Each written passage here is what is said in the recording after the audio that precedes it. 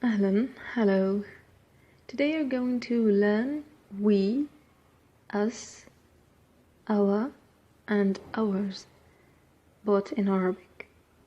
Let's begin with نحن. It comes at the beginning of the sentence. In English you would say we play, but you don't say play we. We do the same thing in Arabic. نحن نلعب. نحن we نلعب play. إيانا always comes at the beginning of the sentence too. إيانا أعطيت الهدايا. إيانا for us.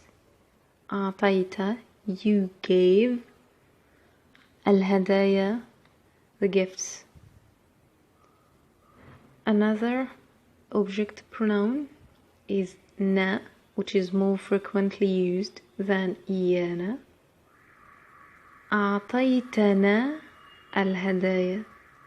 As you see, na is always attached to the word or the verb.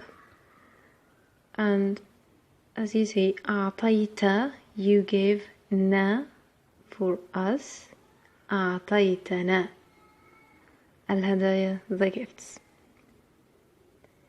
Then for possessive cases we have two pronouns. The first is na. For example, بيتنا. بيت means home. بيتنا our home. And as you see, you have to remove the alif lam from the word. You will understand more when I'm talking about the second pronoun here, which is لنا.